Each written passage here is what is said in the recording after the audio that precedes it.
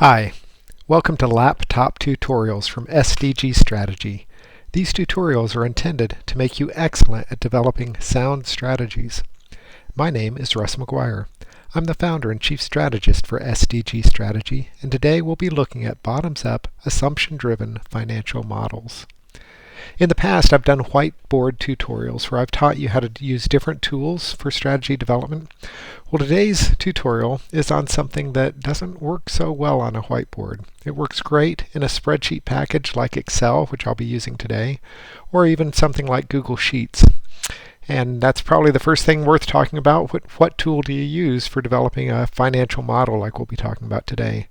Well, if you're going to be working a lot with different people in different locations on developing the model or inputting different assumptions or different pieces of information, then a network-based spreadsheet like Google Sheets would be a great choice. That's what I like to use in most cases. For today's tutorial, I chose Excel, though, for one main feature, which is the ability to name cells. I thought it'd be easier for you to follow along if I used named cells.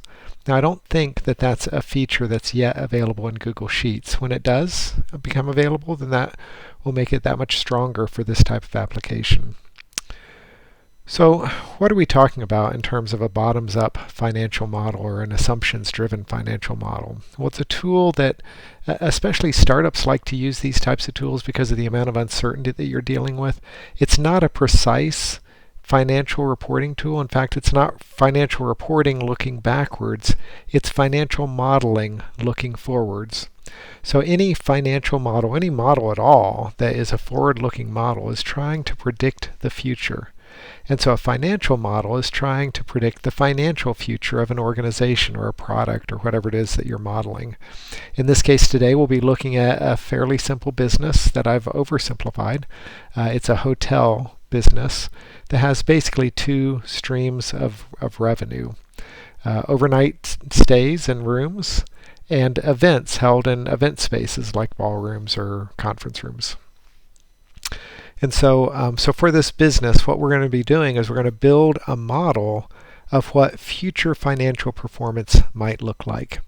And again, any model is a prediction of the future, but it's also a simplified prediction of the future. It takes some of the real complexity of the business out because you just can't possibly model all of that complexity and tries to boil it down to be as accurate as possible with the right amount of work or inputs that make sense for what you're trying to accomplish. So I've simplified things down. I'll admit up front that I've never worked in the hotel industry, not even a part-time job in high school.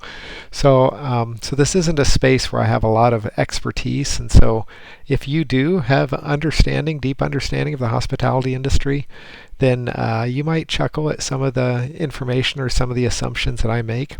But my goal here isn't to create a model that a hotel business would actually use. If I were doing that, then I would certainly spend time with the management team to make sure that this accurately reflected the drivers of their business. But rather, I wanted to choose a business that had a meaningful amount of complexity to it for the demonstration purposes, but something that we could all relate to and that had fairly straightforward linkages between different elements of the business. So I played around with a couple different ideas, and what I ended up deciding on was a hotel.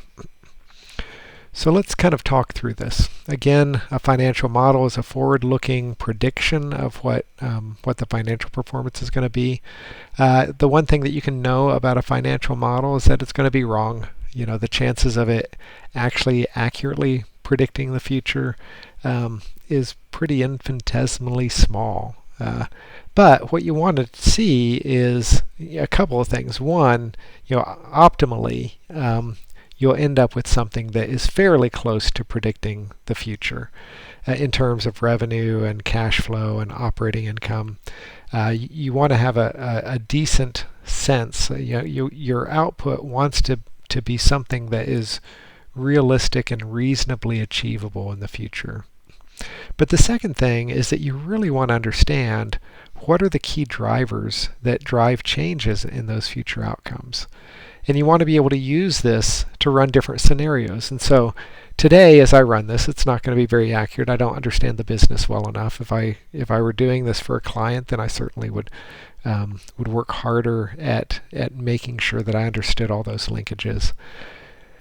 But it's also something that once you build it, you can continue to use it and refine it and improve it and run different scenarios as you're making different decisions in the business.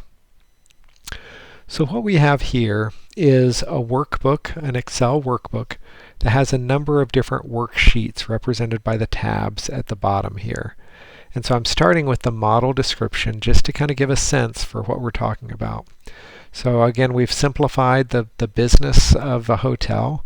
We've assumed that revenue comes in two buckets, overnight guests and events, and we're ignoring other potential revenues. So this hotel, this theoretical, hypothetical hotel, doesn't have a restaurant or a bar or even a convenience shop. It doesn't offer movie rentals, or it doesn't offer any of the other things that might otherwise generate revenue for the business.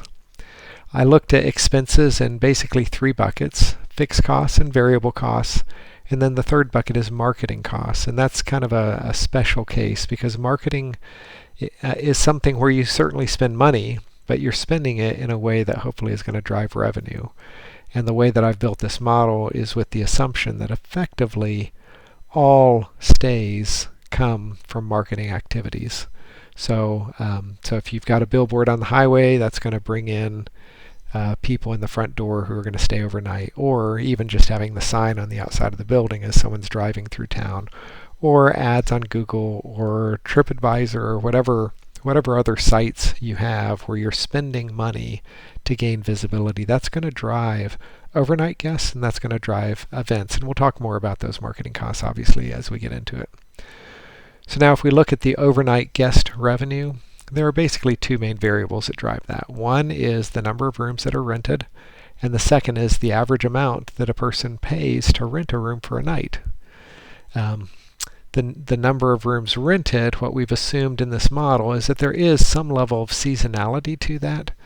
There also is some driving of room rentals tied to events that are scheduled at the hotel.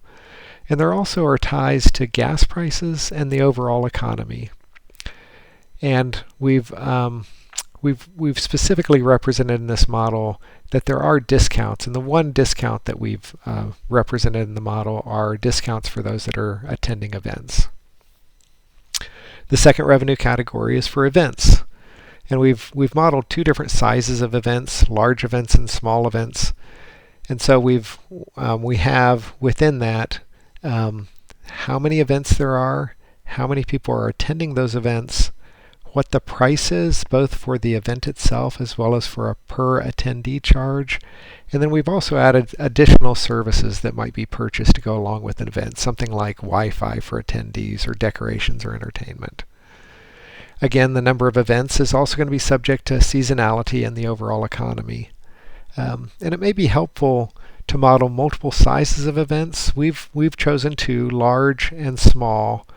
And there may be pricing discounts that are offered to try to drive better utilization of the event facilities during the off-season, but we haven't tried to model that here.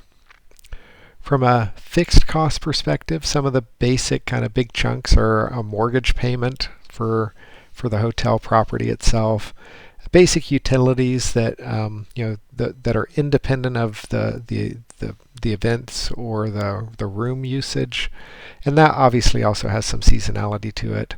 The outsourcing of business expenses like legal and accounting, insurance for the property, and then an assumption that there's some number of salaried operation staff. There's a salaried staff that is running the hotel, and that they're paid a salary, and then we've also modeled a load on top of that for things like benefits and the taxes that are paid by the business, etc. And then similarly, from a fixed cost perspective, we've modeled that there are hourly employees that are required just to keep the doors open. Someone at the desk, perhaps I don't know, security, whatever those employees might be, but there's an assumption that there's a minimal level of staffing required, whether you've got guests and whether you've got events or not. From a variable cost perspective, we need to look at it both in terms of variable tied to overnight guests and variable tied to events and attendees. So on the overnight side, the number of rooms that an hourly worker can clean in an hour, the rate that we're paying a house cleaner to do that, again the loading factor with benefits and taxes. And then also, when a room is used, then we're assuming that there's an incremental utility cost that goes with that, which would include the utility costs kind of surrounding that, doing the laundry and the towels and whatnot. And then we also have a supplies cost, so soap and shampoo and whatever other supplies there might be necessary when a room is used overnight. From an event perspective, we need to set up and tear down and clean up the event, so that's an hourly cost. We have to have people staffing the event, so we assume that there's a minimal number of people required no matter how large the event is. And then as the event gets larger in terms of number of guests or attendees, then we'll need more people. How long does the event last? And again, what's the hourly rate for our hourly employees? What's the loading factor? And then on the additional services, we're going to assume that all of those are outsourced. So Wi-Fi, we'll have a Wi-Fi partner. For decorations, we'll have a decorations partner. For entertainment, we'll have entertainment partners. And so we'll assume that all of that's outsourced, and so we're just marking up their services. From a marketing perspective, as I said, marketing is both an expense and a revenue driver. So the expense categories include creative, media buy, the events where we're attending or we're hosting event planners or others where we're marketing our hotel to others. For those marketing events, how many events are there and how much are we spending per event? For the media buy, this hopefully translates directly into the more, if we're spending our money well on the media buy side, that should be translating into guests and events. And then, and similarly on the events that we hold should also be driving that type of income usage. And then we also have to recognize that there's typically a time lag between when we spend the dollars on the marketing and when that translates into people actually showing up and giving us money. We want outputs from this. We're going to focus on kind of a cash flow perspective, and as I built this, I wasn't probably as precise as I needed to be in terms of cash flow and allocations and that type of stuff. So we're focused on revenue, assuming it's basically all cash revenue coming in as the events happen or as people stay overnight, and then expenses going out on a monthly basis. So we want to have a monthly view, a quarterly view, and an annual view. In some cases, you might want a weekly view that would feed into the monthly. But all of these are effectively rolling up from monthly to quarterly to annual. On the revenue, we want to break it down by the different types of revenue, and on the expenses, we want to break it down by fixed costs, variable tied to overnight stays, variable tied to events, and then the marketing costs. So the last point that I want to make on this model description worksheet is the color scheme that we're going to use through most of the rest of the model, except on the summary pages. When you see fields with this kind of bluish gray background, those are fixed inputs. Those are things that really aren't going to change. They can't change. They're either historical information or they're a month number. The second is the variable input, so this kind of orangish color. Those are inputs. Those are numbers that we've manually typed into the model that we could change. We could decide that we're going to put a different value in there for whatever reason. And then the third, this greenish background, anything we see in a greenish background, we aren't going to change. That's not something that we manually input, but it's calculated based on the formulas that we've built into the model. And the art and science of the modeling exercise is really to get all those formulas right, make sure that we're doing all those calculations so that we've got a prediction of the future financial performance of the business that makes sense given the inputs that we've provided. So let me walk through the different worksheets that we have here. I'm going to go through them quickly just to introduce you to what they are, and then we'll go through a little bit more detailed view of each one. There's more than we can see at one time, so let me go all the way to the left. We'll start at the left. So the annual summary, this gives us a view of year by year overall performance, revenue, cash expenses, and cash flow. Quarterly summary, same thing, but broken down by quarters. Monthly, same thing, broken down by months, and we'll actually build it from the months up to the quarters to the annual.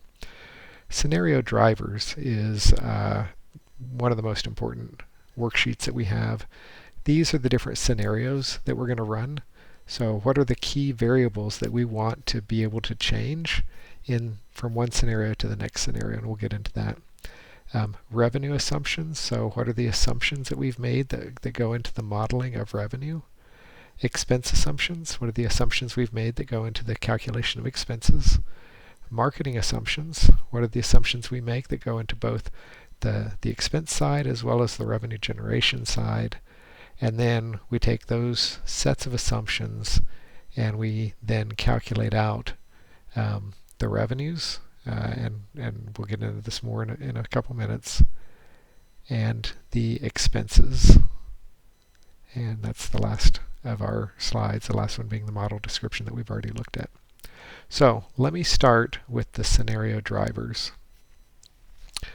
The way that we want to use this, right now I'm creating this model. It's May of 2020. We're right in the midst of kind of the COVID-19 crisis. Many states have already lifted their lockdown orders and others are following soon. So across most of the country, we've got businesses that are coming out of the pure lockdown. There's in almost every case there are phases of kind of restarting the economy and restarting businesses. And so that will kind of play out both in terms of what the business is allowed to do as well as the way that consumers respond. And that's really kind of what this model is being built for, is to understand what's going to happen coming out of this COVID-19 crisis. And so what we have represented here are 6 different key variables. And so we mentioned when I was describing the overall approach that the economy is a driver of whether people go and take trips and stay in hotels, or whether companies and other organizations hold events. So that's a key driver. And so we've chosen the U.S. Consumer Sentiment Index as an index that we'll use for measuring the strength of the economy and how that's going to drive consumer behavior and business behavior. We said that gas prices were a key driver of our business. So if gas prices are low, people are more likely to travel and therefore stay in a hotel. And if gas prices are high, they're less likely to travel. Then we've got 2 different social distance factors. So again, if this is a model that we want to use coming out of the COVID-19 crisis, we want to think through how likely is guidance from different governmental organizations, or just basic fear that people have.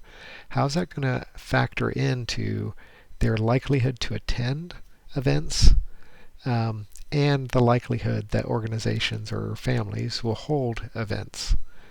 And so we've got here an index of 1 being the baseline. So I've got 2019 isn't changing. This is a historical point in time.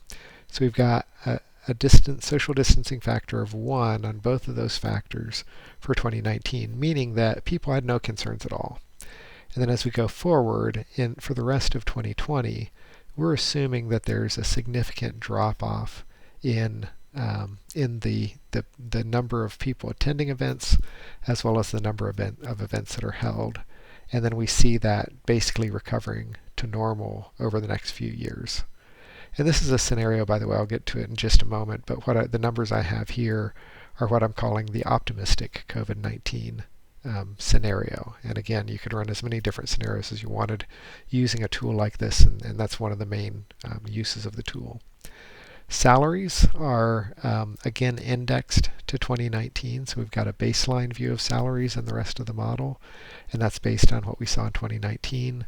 We see that dropping in 2020. We're assuming that to get through this crisis, that employees, both salaried and hourly, have agreed to a cut in their compensation to help the business survive and to save jobs.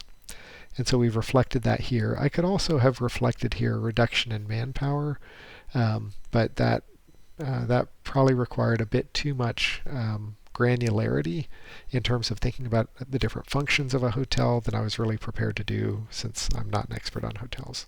So I've just captured it here in salaries. If you were doing a model for the same use, you might have a few more factors than what I have here. You don't want a huge long list because you want these to be meaningful and things that you actually have some level of control over and some level of visibility into.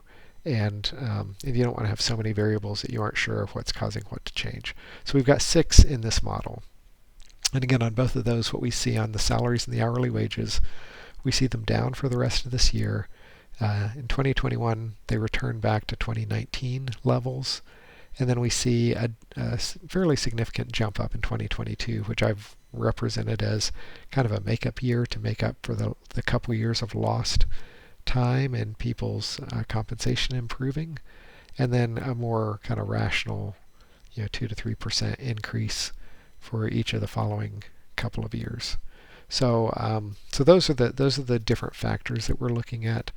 We can think about the other point I'll make here is that all these factors represent mid-year values. So in most cases, what we're going to do is we're going to take June to June, and we're going to do a linear growth. So $1.83 for gas price in the middle June of 2020.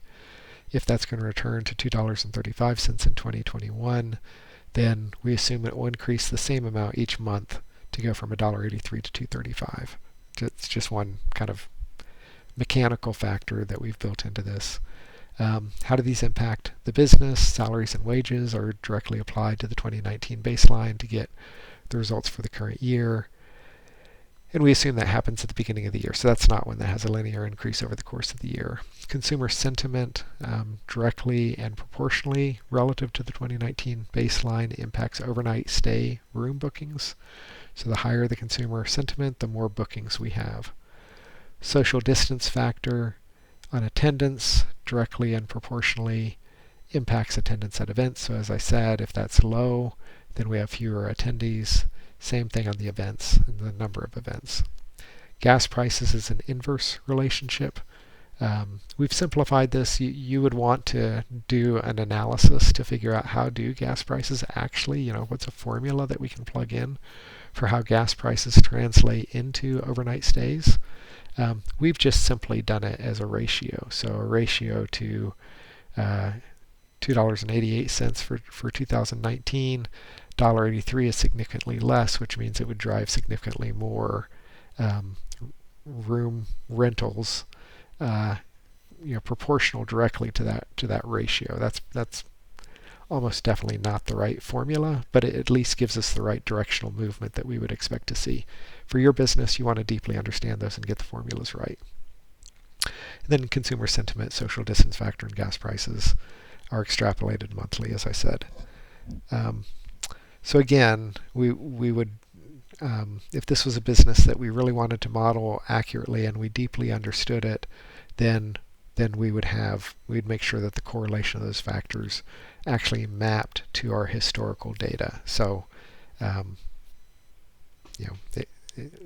anytime we're working with a client, that's the way that we would approach it. So that translates then into this adjustment to baseline. So here we're going out through 2024. So the remainder of 2020, all of 2021, all of 2022, all of 2023, and all of 2024. So 4.5 years. We've got a month number here in the month from 0 to 11 for each year, which we use in some of our calculations. Again, that's a constant. That's not something we're going to change. And then we've got calculated here how those above factors translate into salaries, hourly wages, event bookings, event attendance. These are all factors that then would get applied to the baseline numbers we'll get to in our marketing assumptions and revenue and expense assumptions and revenue assumptions. So into those revenue and expenses worksheets effectively eventually. Then we'll see how all that flows. So we've got overall event bookings, overall event attendance, and then the impact of consumer sentiment and gas prices and how that then impacts room bookings. So hopefully that makes sense. That's the structure of this particular worksheet. This is where we're going to probably spend a lot of time as we use this model to try to figure out what the future looks like. As we get better insight into some of these factors, then we'll make those changes. As we want to run different scenarios, then we make those changes. So to give you a sense for how to practically use it, what I've done is I've created 3 different scenarios here. One I'm calling the baseline. And so in this case, everything in every year is exactly the same as it was in 2019. And so this is a baseline. If everything continued to operate exactly the same as 2019, what would our financial performance look like, is how we use the baseline. We know that's not the case. So then I've created 2 other scenarios. One is an optimistic view, and the second is a pessimistic view. And I won't go into the detail on each of these, but you can see that the gas prices on the optimistic view stay low throughout the period, whereas in the pessimistic view, they quickly return to the historical values that we saw prior to the COVID-19 crisis. Another big difference is on the social distancing factors. So we've got 0.6 and 0.8 for the remainder of 2020, as opposed to 0.4 and 0.6, so significantly lower. So fewer events and fewer attendees. And then that takes a couple years to recover in the pessimistic view. And it, on the attendance side, this probably is a I'm going to go ahead and change this right now while we're here, and I'm going to make this a 0.9 and a 1.0. So we're going to assume that that in the optimistic view that those things happen much quicker than they do in the pessimistic view. So in the pessimistic view, it takes a couple years to get back.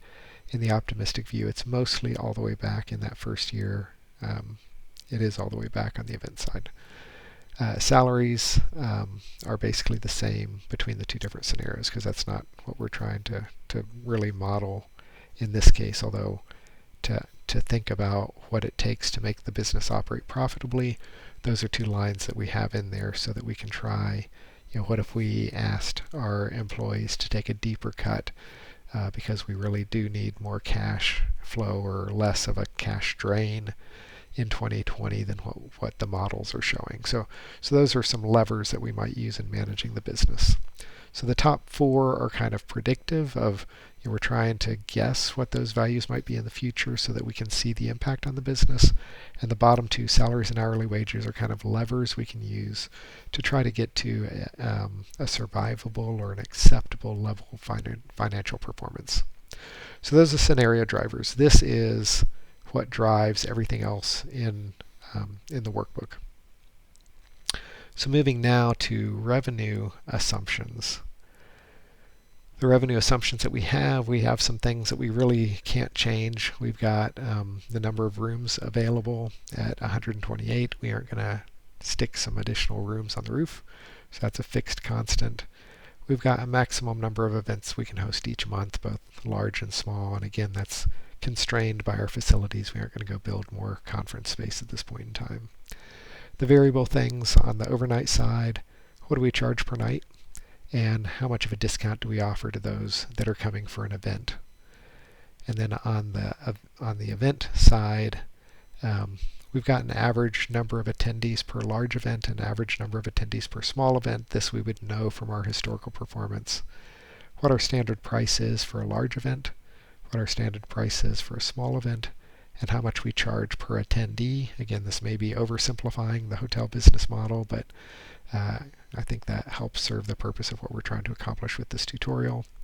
And then how much we charge for Wi-Fi at an event, decorations for an event, entertainment at an event. Again, overly simplified, but it serves our purposes.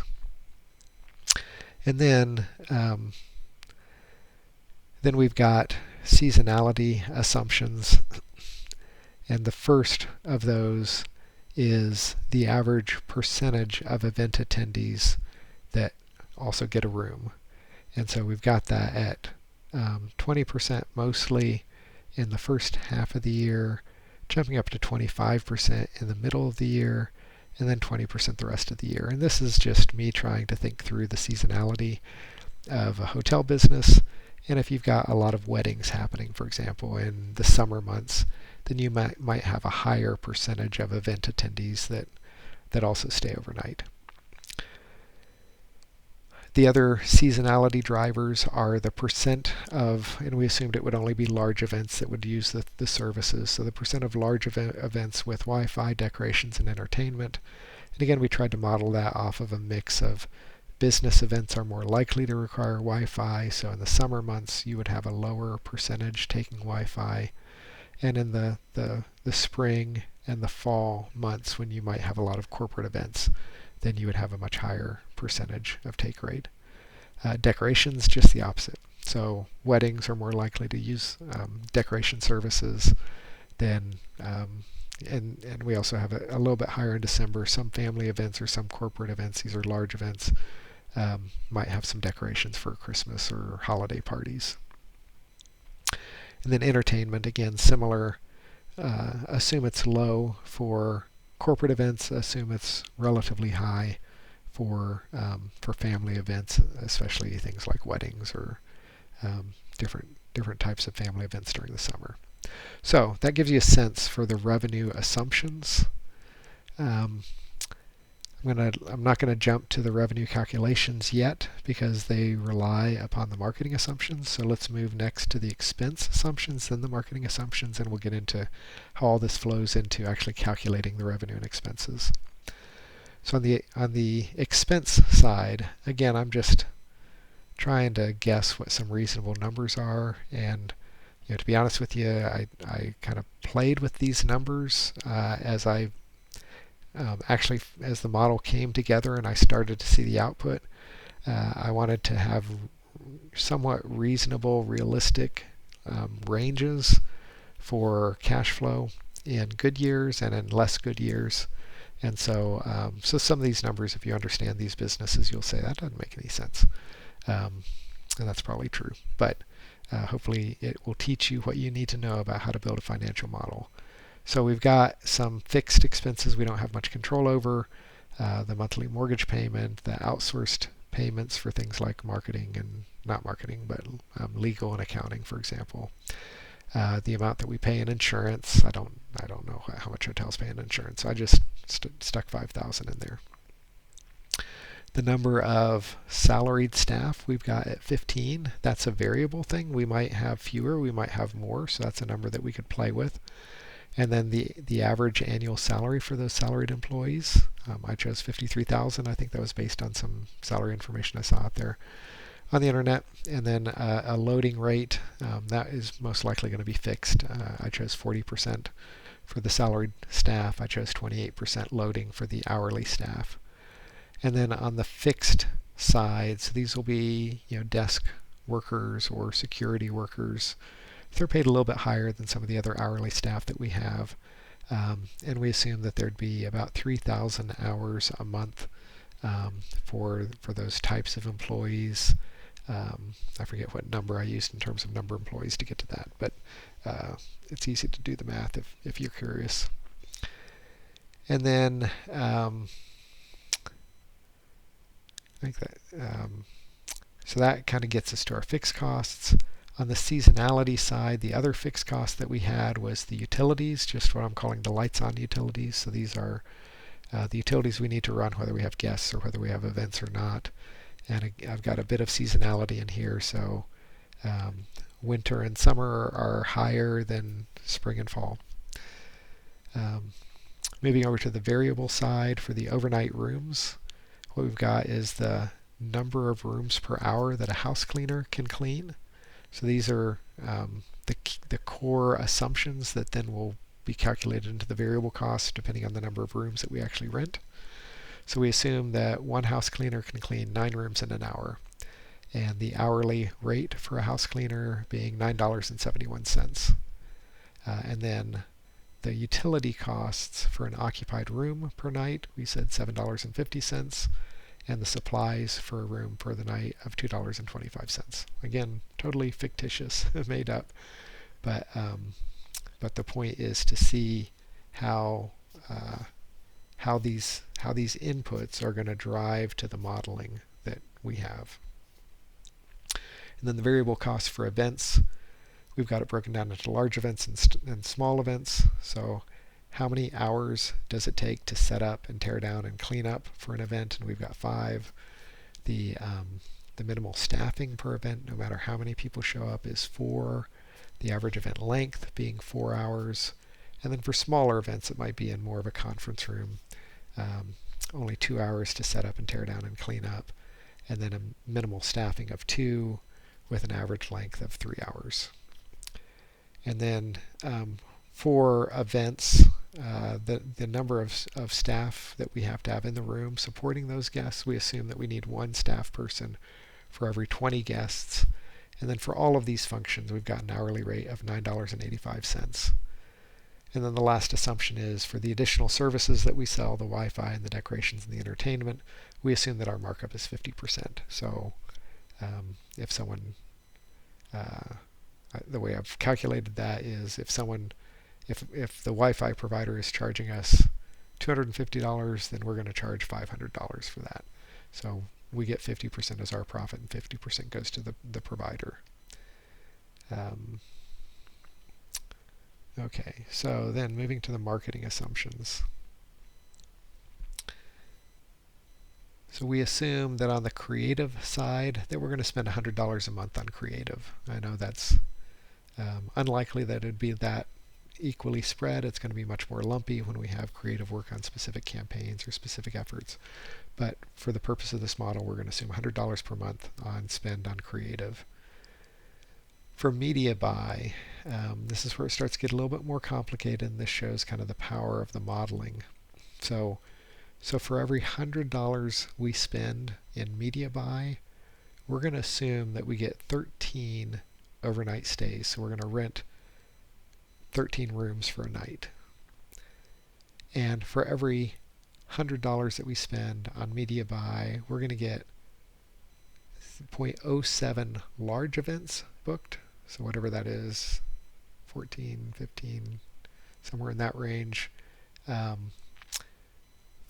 to $1,500 spent in media buy for every 1 large event that we get booked, and then about $500 spent for every small event that we get booked. So for every $100 we spend, we'll get 0.2 small events.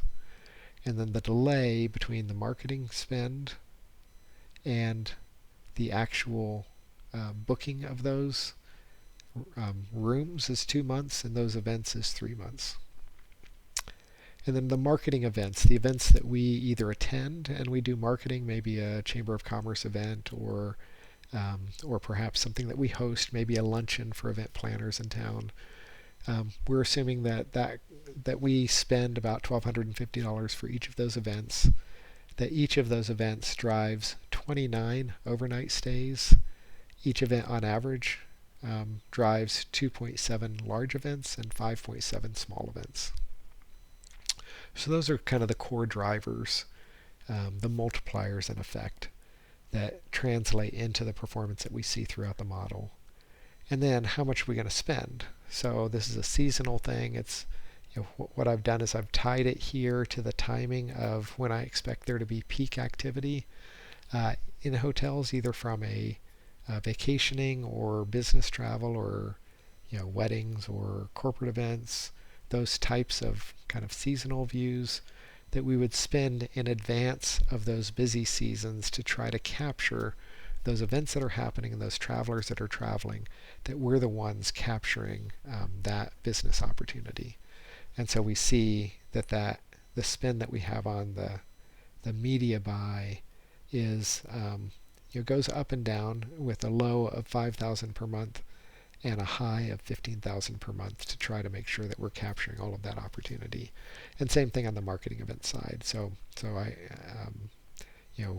we expect there to be events at certain times of the year that we participate in. We expect there to be events that people are going to schedule at hotels, and we want to be the hotel they capture, that they go to. We want to capture that opportunity. And so we're gonna hold these events or go to these events in timing that's tied to when we want to capture those opportunities.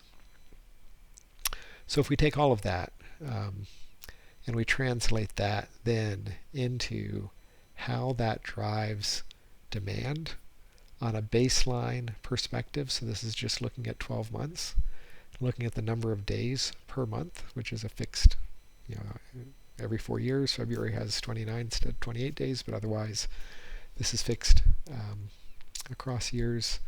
So based on that, then we can see that from a baseline perspective, the number of rooms that we get in each month based on the media buy changes. The number of rooms that we get from the marketing events that we hold changes based on the number of marketing events that we hold each month. And again, this is reflecting, if I look at this, what we see is this is looking at L19, which is actually the number of events, or the media spend in November is going to drive room reservations in January. So this is reflecting that shift. And then same thing, number of rooms from events, add those up for total, and what's our fill rate compared to the number of rooms that we have available. And so this is all calculating based on the numbers that we have. I think most of these numbers are on this page. So so this gives us a sense. This is all on the marketing assumptions. So I do see number of rooms. I named that cell. It was actually on the revenue assumptions page. But we see that in our best month we're still only at 50% fill rate. So we probably have an opportunity to perform better. But this is kind of a baseline view. We do the same type of math on the large events and the same type of math on the small events. So we're getting to the number of events. We see that our percent of capacity actually exceeds 100% here. I believe that we've got when we get to the actual calculation of the revenue and the expenses, then we actually we cap that at the maximum amount. But we see that there are months where we're actually hitting our full capacity and we're having to turn away events, and there are a lot of months where we're fairly short of our capacity. All that's on the large side. On the small event side, we never get to 100%. So we aren't having to turn away any customers. And then on the attendee size, based on those large and small events and the average number of attendees per event, then we can calculate how many attendees from a baseline perspective would we have. So those are the marketing assumptions and the revenue assumptions and the expense assumptions. Those are all kind of the assumptions that we've made and how that translates into a baseline view. But we don't want a baseline view. We want the view that we're actually modeling. So now let's move on to the revenue sheet and how this is now going to calculate all of that. So here what we've done is this entire sheet is covering the 4.5 years that we're modeling, so all the way out to the end of 2024. So 7 months of 2020. We've got the number of days in the month, and I believe that we added in the year 2024. We're up to 29. But again, that's not going to change. That's not a variable that we're going to change. That's a fixed value. We've got the baseline overnight room rentals. That is coming from the June base rooms. So this is the minimum. This is the that revenue B3 is this number of days in the month. So this is where we're potentially capping the number of rooms based on the maximum number of rooms that we have available. So this is basically just taking that number we calculated on the marketing assumptions page and capping it if we otherwise would have more rooms than we actually have available. Same thing on the large events. So this is where we're doing that capping so that we aren't renting out more rooms than we actually have. And so this is pretty straightforward to get to the baseline numbers. That then gets us to the baseline overnight revenue. So this is simply taking that value that we just calculated and multiplying it by the standard room rate. Same thing on the large event, the standard large price, small event, the standard small price, and then the revenue that we get from the attendees attending those events.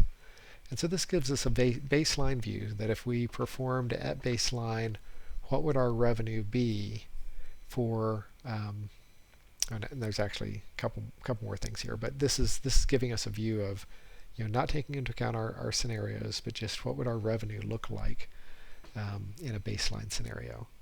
We also have the addition of those rooms booked by event attendees, and so we can look at this and we can see, what is that? How many rooms do we get additionally from those that are attending events, and what does that translate into in terms of revenue? And so again, this is a discounted rate, so we're taking into account that discount. So that gives us additional room rentals and additional room revenue. And then we also take into account the orders, so the number of Wi-Fi orders. And we're doing rounding here because we had a percentage applied against a number. We aren't going to have 2.5 Wi-Fi orders. We're either going to have 2 or 3 Wi-Fi orders. So we're rounding to get to that, a reasonable number. Same thing on decorations and entertainment.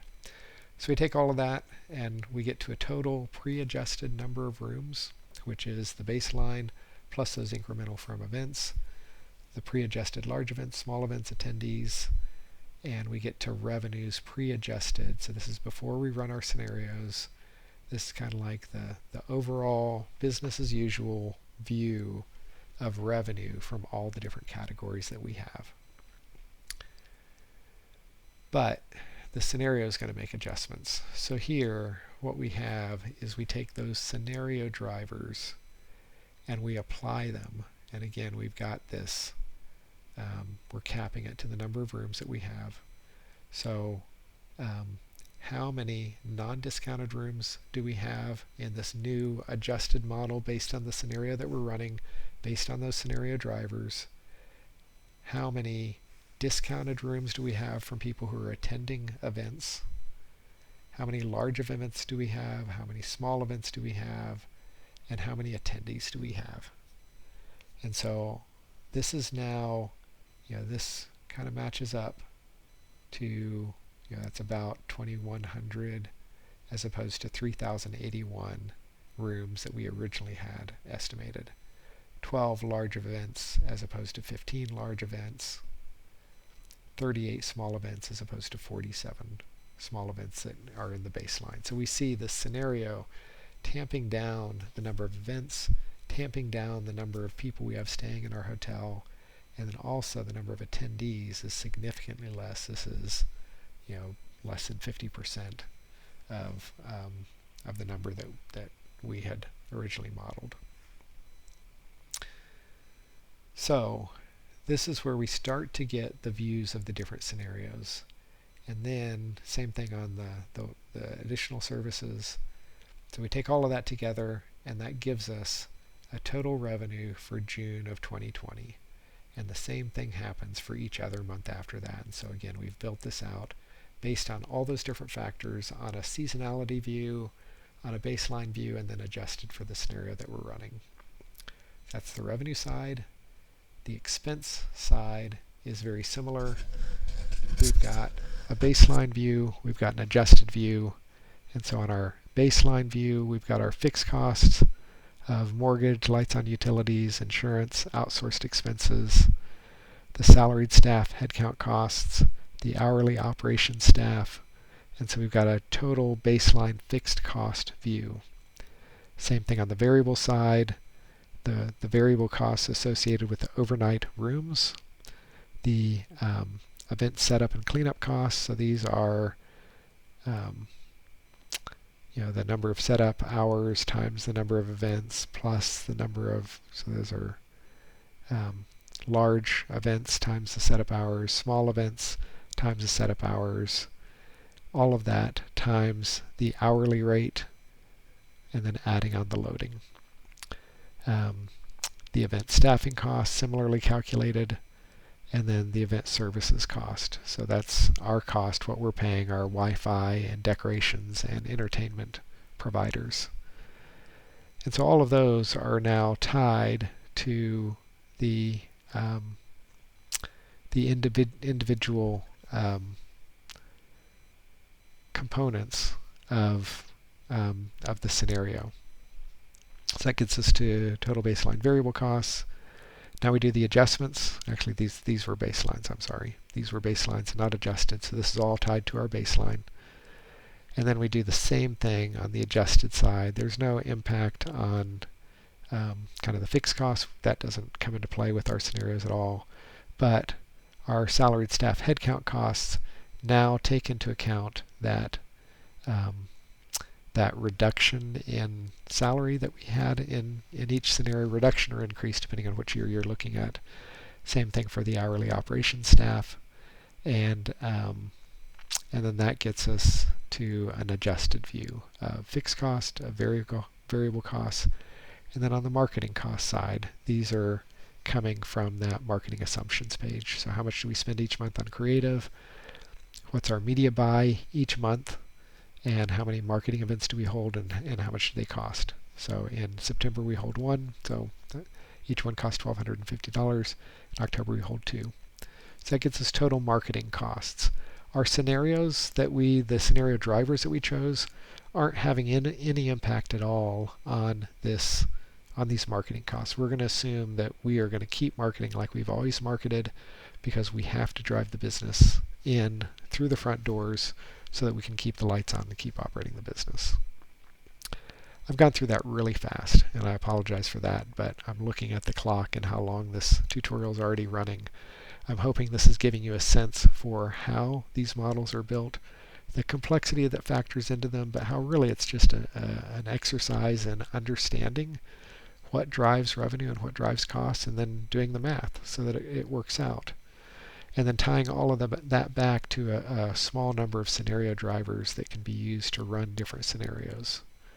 But let's look at how all of these things, the revenue and the expenses from these last two worksheets that we looked at, how those then translate into the roll-ups. So as we move to the summary pages, I've done away with the color coding, so everything is just black on white here. There's no green, but all of these are calculated. There's nothing here that's an input. And so what we've done is we've taken the values that we calculated on the revenue page, the values we calculated on the expense page, and we've put them into one easy to read, summarized view of the revenue, the cash expenses, and therefore the cash flow for the business.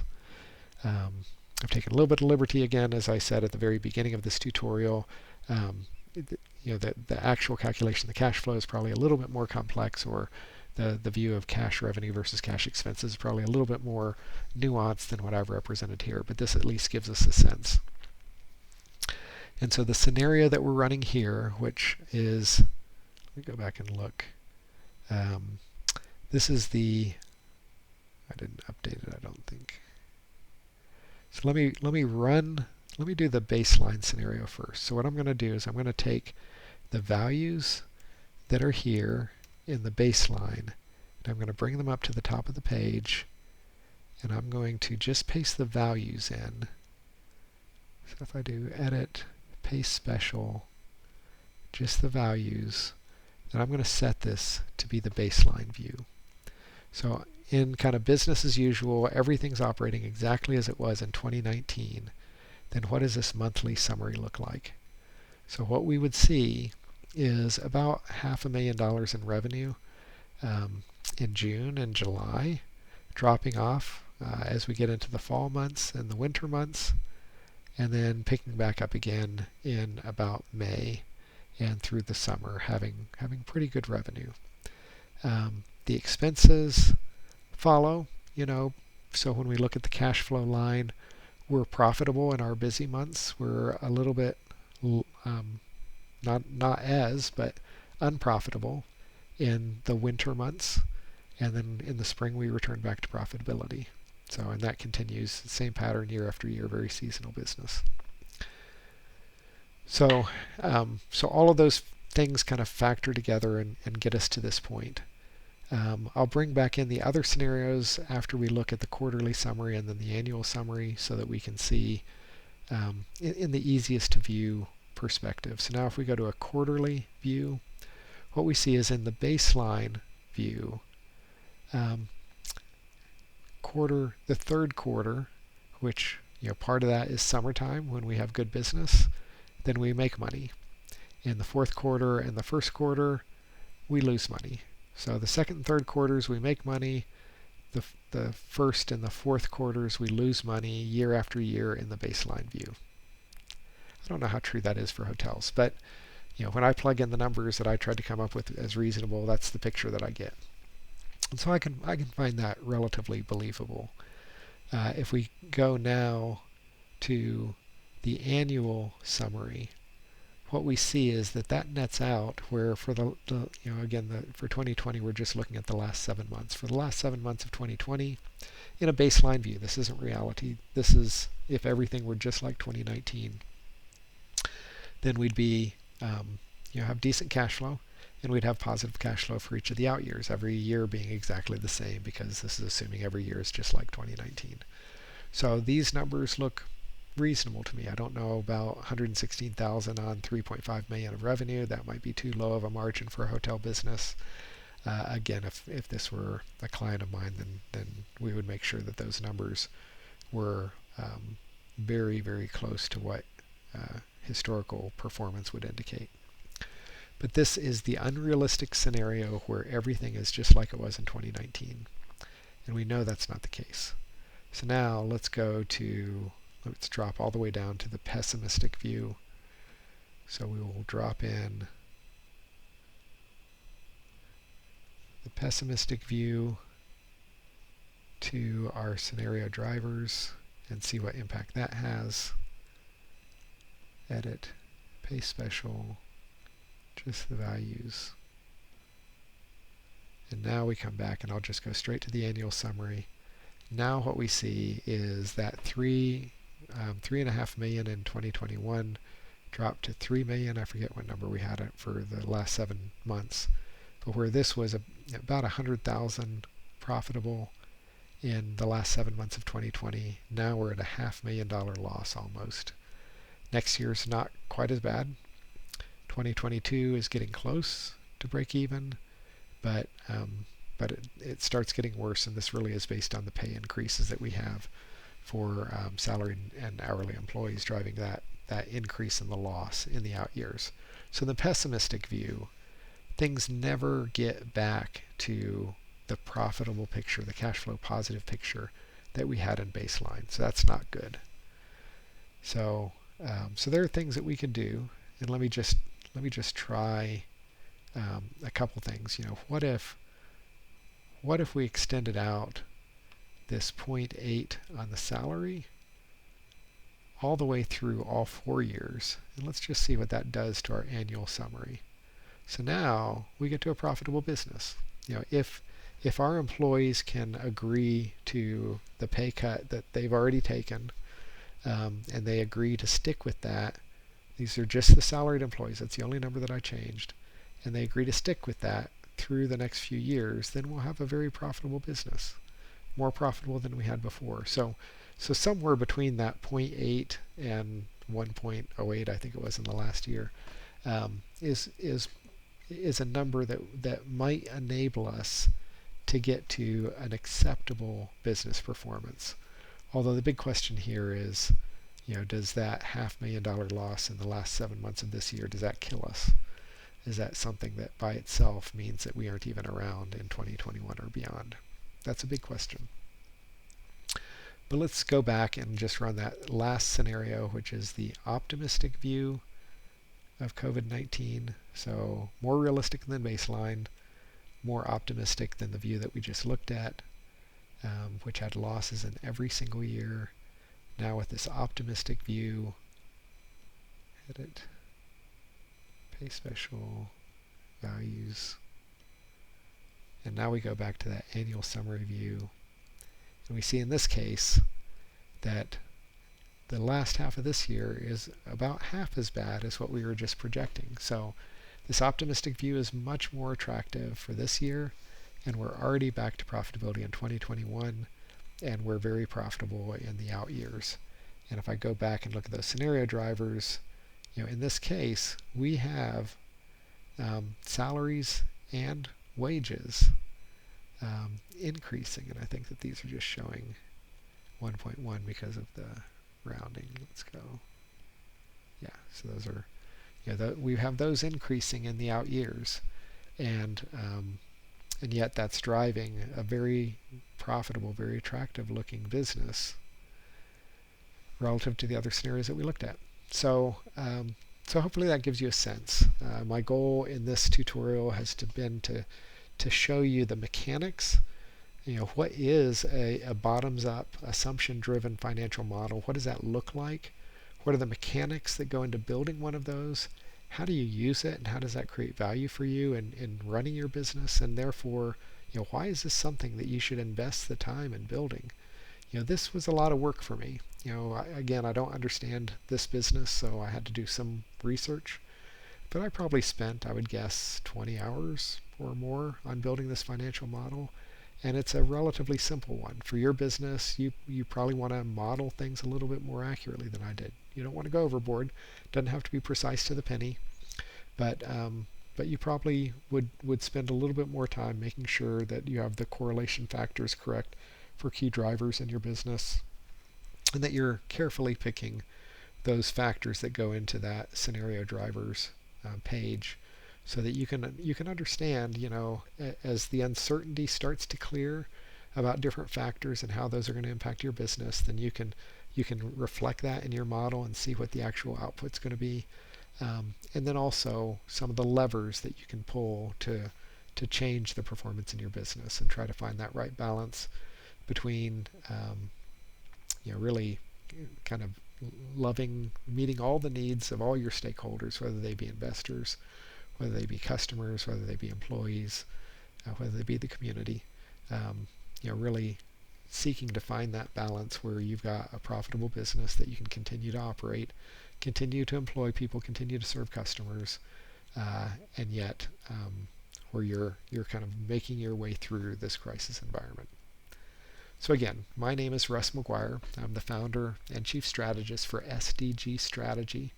Our goal is really to help leaders build sound strategies, and our goal with these tutorials is to give you the tools, help you to understand how to do your job well as you are managing your business and making strategic decisions. You can find us at sdgstrategy.com. That's S as in Sam, D as in Dave, G as in golly, strategy.com. Or you can email me directly at russ@sdgstrategy.com if there's anything we can do to help you. Thank you.